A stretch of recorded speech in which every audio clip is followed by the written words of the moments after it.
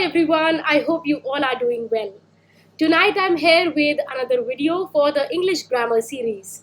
So after collocations and phrasal verbs, I am here today with idioms. Okay, so when you are done with this video, you will understand what idioms really are. And the fun with idioms is that you can actually analyze and think about the idioms in your own mother tongue. Okay, so it'll be great fun, I'm sure about it. So let's quickly dive in and see what are idioms. Now the first thing is we have to understand the features of the idioms. So idioms are, just like collocations and phrasal verbs, a combination of words generally used together. Okay, so collocations and phrasal verb were also the same thing. Idioms are the combination of words just like them, which are generally used together. But what is the difference? Idioms, unlike collocations and phrasal verbs, have a figurative meaning. What do you mean by figurative? Symbolic meaning. Okay, so whatever is the meaning of the final idiom, that meaning is actually symbolic in nature. It is representing something, it is metaphorical in nature. Okay, it is not the real meaning, not the literal meaning. So whatever are the components of an idiom, just understand the literal meaning of each of that component would be entirely different from the complete figurative meaning of the final idiom. Okay, we will see. I know it is confusing, and that is the point number 4, confusing, but they are interesting. Why they are interesting, guys? Because idioms are used in both formal as well as informal language. So whenever you are talking about informal language, you have to understand that if you go beyond using the regular words of any language, you are going closer to the native speakers.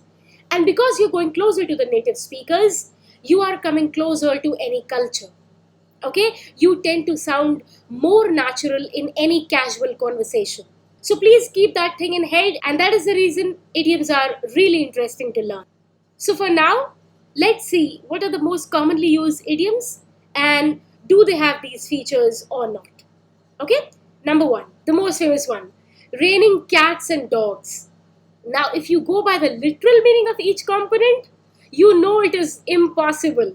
Cats and dogs cannot come down from the clouds, right? So you are sure that, okay, this is having some kind of symbolic meaning attached to it. So what is that symbolic meaning? Raining very hard, raining heavily. So how can we put that in a sentence?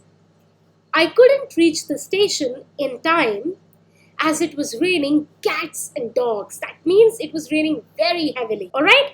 Number 2, give it a shot. So of course you know that not every time we are in a cricket match and giving a shot. It actually means to try to do something, to try your hand at something, to attempt something. Okay? I know cracking the entrance exam sounds difficult to you, but at least give it a shot. Got my point? So at least attempt it. Third, mumbo jumbo. Now when we consider anything total nonsense, we speak that. Oh, please stop that mumbo jumbo. Fourth, second to none. Now this actually means the best. So instead of saying he's the best painter, he's the best artist, what you can simply say is he's second to none. Now let's see how we can use that in a sentence. When it comes to football, Mohamed Salah is second to none. Okay, that means Mohamed Salah is the best. Alright, so these are certain features and most commonly used idioms. Now let's move ahead and see what are the reasons that justify our need to learn idioms. As I said, because they're used in both formal and informal contexts, guys, whenever you use them in any casual conversation or in any formal conversation, you sound more natural. And that is the reason you come closer to the native speakers, you can connect with them well. You can gel with the native speakers. Okay? Now, whenever you're coming closer to any native speaker, that means you're also coming closer to the entire culture to which the language belongs. Okay? So your awareness about the culture grows. What else is growing? You are going beyond the use of regular words of any language when you're using the idioms of that language. That means there is an enhancement in your vocabulary. Okay? Another thing, you just saw raining cats and dogs. So, of course, idioms are adding an element of fun to the usage of language. So, these are the solid reasons justifying why I should go for learning idioms. Now, there is one thing, guys, that I want you all to understand it for once and for all. Do not just try to remember the meaning of the idiom whenever you see, hear, or read it. Whenever you face any idiom, just don't try to recall the meaning. Don't cram the meaning of any idiom and then try to recall whenever it is in front of you. Why? Because even if you try to cram or recall it, you might not actually get to the real meaning.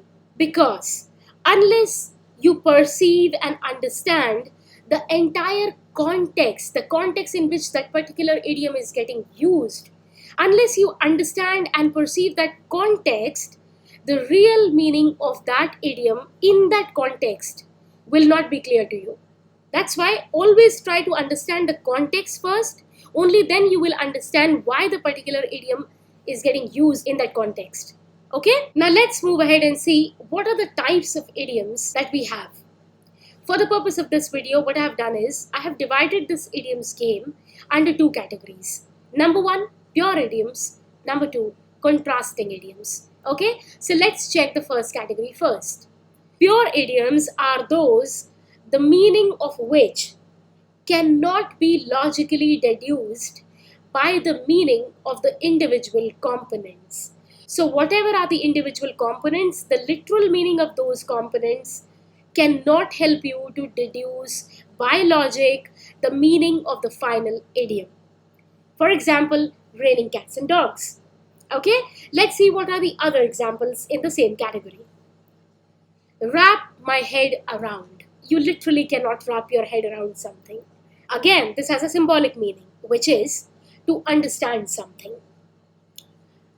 That's an interesting question. Let me wrap my head around it. Another one. Spill the beans. Now you can literally not spill the beans somewhere. That would look really awkward.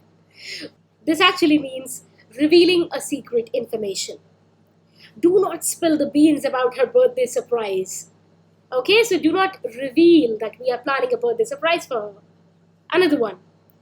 Kick the bucket. That means to die. In a lot of cultures, you will get this one. The old cat finally kicked the bucket due to the harsh winters. So she finally died, or it finally died due to the harsh winter season. So these are the idioms, the meaning of which you cannot logically get to, even if you are understanding the literal meaning of each component. Alright? So these are pure idioms. Now let's move on to the other category, and that is contrasting idioms. Now as the name suggests, they contrast, the words contrast each other in order to express a particular meaning. Now let's see how. Black and white, which actually means expressing clear differences. For example, the terms of the divorce are spelled out in black and white. They are made absolutely clear. Okay? Second, more or less. That means when we are talking about going near to accuracy, more or less. She's more or less familiar with the matter. Okay? Third, night and day. That means you're toiling night and day, constantly you're working, all the time you're involved in something. For example, my sister worked night and day to get her book published. Right? Fourth, mix and match. That means you're putting different things together in order to come up with something really interesting. He's famous for creating new dresses by mixing and matching skirts, blouses, and accessories. Okay? So these are contrasting in nature. Look at that. Night and day, mix and match, black and white. So pure and contrasting are the two major categories you can learn through this video. Now let's move ahead and see what else do we have in this video. If you remember, guys, I started this English grammar series with collocations. Okay, so what I'm going to do here is I have come up with a table-like structure right in front of you, right? So this table is actually going to help you out to understand What are the difference between phrasal verbs and collocations, collocations and idioms, phrasal verbs and idioms, and so on and so forth. Okay, so all these three will be clear to you right after this table. So let's begin. Number 1 point. When it comes to the phrasal verbs, guys, as the name suggests, verb is essential. You cannot have a phrasal verb without a verb. Okay, for example, live with, die for. These are all phrasal verbs, and you have the verb right here. Okay? When it comes to collocations, verb is not necessary. Not necessary actually means that you can have collocations with a verb, but it is not necessary. You can also have it without a verb. For example, let's see without a verb. Round of applause. There is no verb in it. Fully aware. Now in this case, aware, guys, is not a verb. It is an adjective. What are you fully? You are fully aware of something. So aware is an adjective, not a verb. So don't get confused. But as I said, you can have collocations with a verb as well. Listen carefully. Now listen in this case is a verb. Similarly, rose sharply. Rose is a verb here. Okay? For your information, just for a quick recap, ly words are adverbs. So fully, carefully, sharply, adverbs. Remember that, okay? Now let's come to the idioms. For idioms also, guys, same is the case. Just like collocations, for idioms also, verb is not necessary. Example, night owl. No verb is there. The best of both worlds. No verb. But still, you can have idioms with a verb. Cutting corners. Verb is there, cutting. Understood? Now let's move ahead. Indicate an action. So phrasal verb, as the verb is there, action word is already there. So this will always indicate an action. For example, pay back, run away. Understood? Moving on to collocations. Some of them will tell you about the actions and its manners. Others will tell you about the types and qualities of a noun. Actions like working on. So you work on a project. So working is a verb here. Neatly written. Now in this case, neatly is an adverb. So how is something written? Neatly written. But is it spoken or written? Written. So in this case, written is not a verb, it's an adjective. So neatly written letter. Okay? Now there are others, if you can just switch it around. Show the types and qualities of a noun. Okay. So what is neatly written? A letter. In that case, letter is a noun and the type and quality is that it is neatly written. Okay? So let's move ahead to the idioms part. Action component again is not necessary when it comes to idioms. You can have it, you can do without it. Now or never. No action.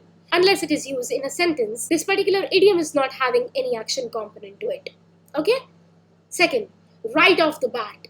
Again, no action component. Only when it is put in a sentence, the entire action thing will come in place. So now guys, if you can look closely, you will understand that I have used a lot of idioms which you might not learn through this video. The best of both worlds, night owl, cutting corners, right off the bat and all of that. So what is your task? Your task is that whatever idioms you're going to learn through this video, you're going to work upon them. But the idioms that are not explained in this video, just like the best of both worlds and cutting corners, etc., please go ahead after this video, check for yourself the meaning of those idioms and try to apply that idiom in a sentence. Try to use that, having that meaning in head. Definitely it will help you big time. Now let's move on to the third one. So the third difference would be context. When it comes to phrasal verbs, context might help you to get the meaning. For example, drop out. Now when you come to the context, you can understand that I'm talking either about dropping out of college or some course or some university. So the context might help you to get to the meaning. When it comes to collocations, guys, context totally goes with the collocation. You know, the context will always tell you what are you actually talking about. So you are invited to. Now invited to is a collocation, but only when you put the context in place, the meaning will get clear. Invited to what? The party. Charge with. Now charge with what? some crime, so charged with murder. Prevent from, what is a disease? Prevent from diabetes. So the context totally goes with the collocation. Okay? Now when it comes to idioms, guys, if you remember, I just told you that when it comes to logically deducing the meaning of the final idiom, it becomes really difficult. That is the reason context is imperative. It is absolutely essential to deduce the meaning of the final idiom. For example, let's take the literal meaning of the phrase, bell the cat. Are you really going to bell the cat? No, that has a symbolic meaning attached to it, which actually means facing the danger. Okay, or doing something, keeping the danger in mind. You're aware of the danger and still you are going to do it. That is bell the cat. For example, on our behalf, I'm going to bell the cat and tell the truth to the police.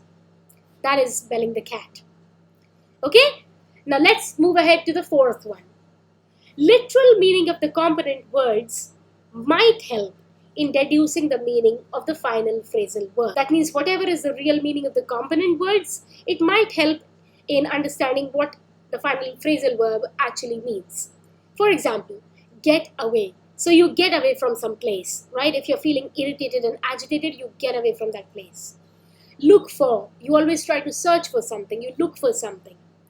Okay? So these are the components which will tell you that, okay, final phrasal verb actually means this only. Now let's move to collocations, guys. The literal meaning of the components convey the real meaning of the final collocation. How? When I say economic growth, I actually am talking about economic growth.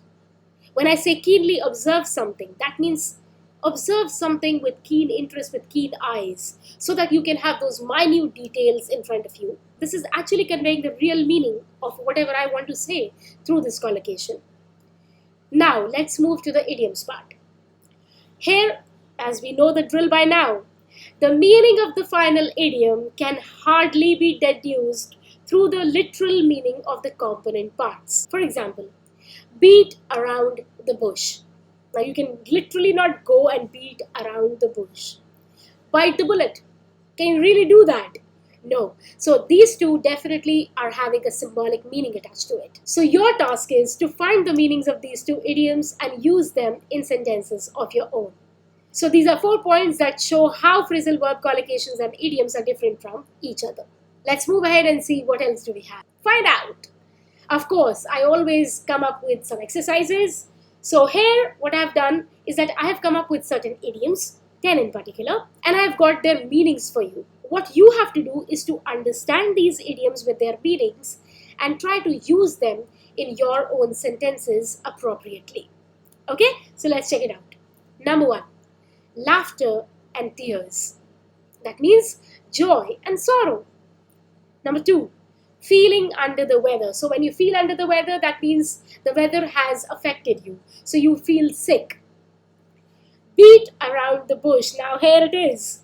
Avoiding getting to the point of an issue. So whatever is the main point of an issue, you always avoid to get to that main point and you just try to talk around that issue, not coming to the main point. So you beat around the bush. Okay?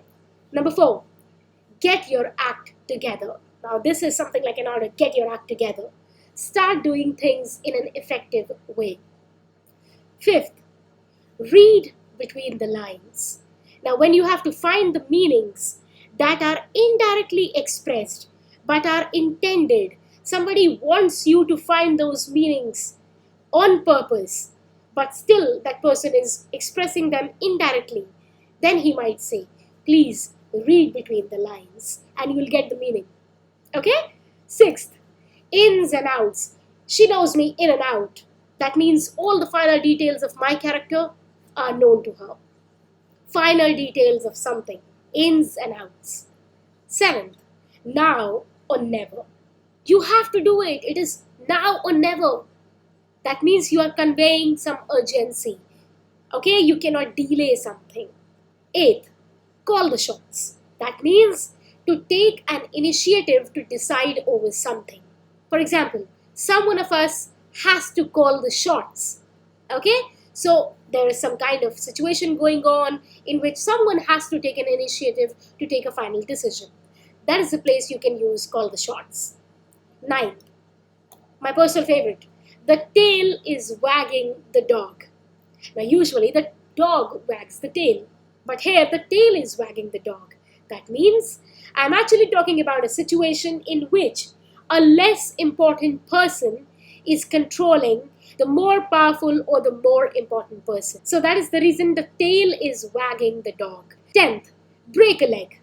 That means you're wishing good luck to someone. So before the exam, you tend to say, go break a leg. That means you're actually saying good luck or all the best to someone before the exam. Okay, so these are the 10 idioms with their meanings. Start using them in your sentences. Also, when you're working with your sentences, keep analyzing what type of idioms each one of these are. Laughter and tears, pure or contrasting, and so on and so forth. Okay, now let's move ahead to another exercise. So as I always say, guys, when you practice, you get better. What I have done here in this exercise is that I have just given you idioms, not the meanings, of course not the sentences. What you have to do is to go through each one of them and try to find the meanings of these idioms. And then after you have the meanings, try to understand them and try to put them, apply them in your own sentences.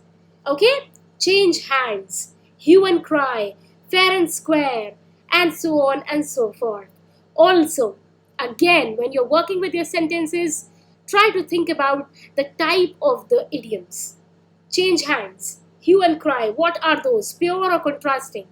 Okay, so that is all that I have for you tonight, guys.